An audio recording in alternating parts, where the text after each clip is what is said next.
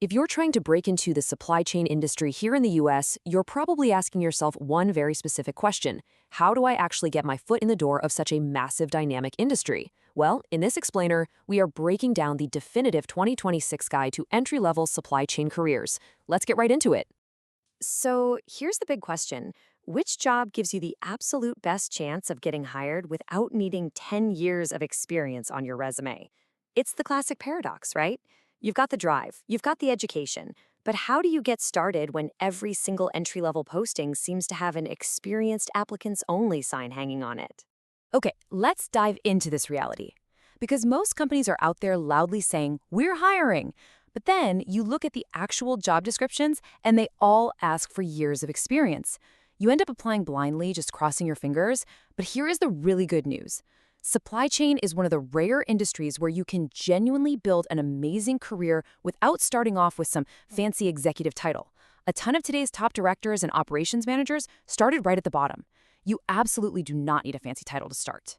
All right, coming in at number 5 on our list for 2026 is the Warehouse Operations Associate.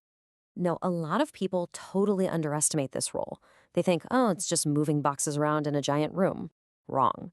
The warehouse is exactly where all that high-level supply chain theory becomes physical reality. Think about it. Your forecasts, your procurement plans, your transportation strategies, every single one of them eventually ends up right here.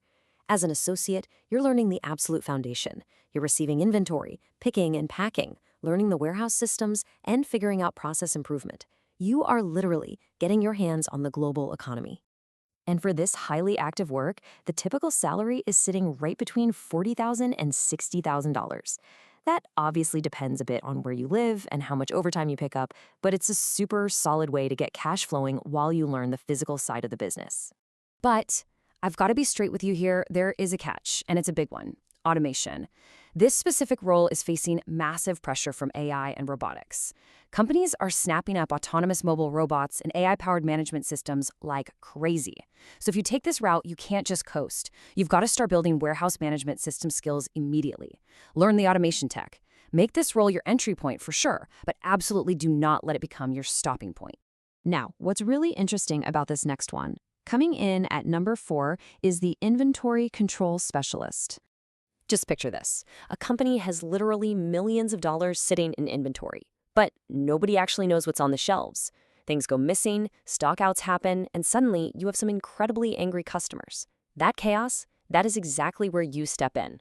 You'll be doing cycle counting, audits, managing the WMS, and digging into root cause analysis to fix the issues.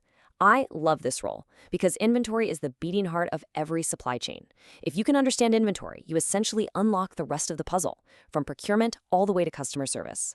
Because this position is so crucial to the health of a business, the salary sees a nice little bump, generally ranging from $50,000 to $70,000. You're basically guarding the company's most valuable physical assets, and the pay definitely reflects that.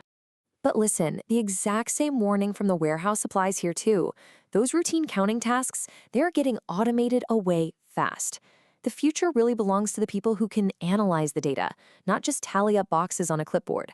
You have to know why a stockout happened in the first place, not just write down that it did.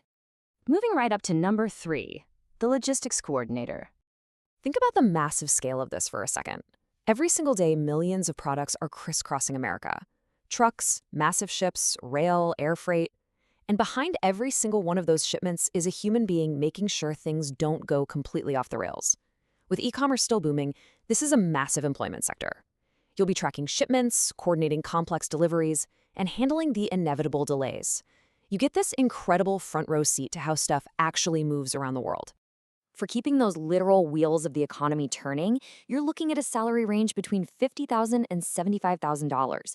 It is fast-paced, it's intense, and your ability to think on your feet directly preserves customer relationships and saves the company money. But again, we've got to look at reality here. Automation is absolutely changing the game. AI can easily track a truck now. AI can figure out the absolute fastest driving route. It can even automate emails to carriers. But you know what AI can't easily do? It can't creatively solve a problem when a massive storm suddenly shuts down a major port. That human ability to negotiate and reroute on the fly during a crisis, that is your ultimate shield against automation. Let's move to number 2 and see how this builds. We're looking at the procurement coordinator, or sometimes they call it a junior buyer. We are entering some seriously valuable territory right now. Look at what's happening globally. We've got tariffs, trade wars, supplier disruptions, reshoring, and massive geopolitical tensions. As a procurement coordinator, you're right on the front line of managing all that risk. You are sourcing suppliers, comparing pricing, managing purchase orders, and helping negotiate contracts. You're basically evaluating who the company trusts enough to provide the materials they need to survive. And because you're directly impacting the company's bottom line and their overall risk profile, the pay bumps up to between $55,000 and $80,000. Plus, the deep business acumen you develop in this role naturally paves the way straight into upper leadership. The reason I rank procurements so incredibly high is perfectly summed up right here. When disruptions happen, companies need people who understand suppliers, navigating complex human relationships, understanding a supplier's true capabilities, and building real trust. Those are deeply human skills. You literally cannot automate a handshake or the subtle read of a tense negotiation room. It just gets more and more valuable every single year. All right, the moment we've been building toward, the absolute #1 entry-level supply chain role in the USA for 2026, the supply chain analyst. So the crucial point is this. Every major supply chain decision begins with data. Think about it. Everything we just talked about, inventory decisions, forecasting, procurement strategies, transportation routes, it all stems from analysis. Without data, businesses are just flying blind. Because you hold the keys to that data, you hold a massive advantage in the job market.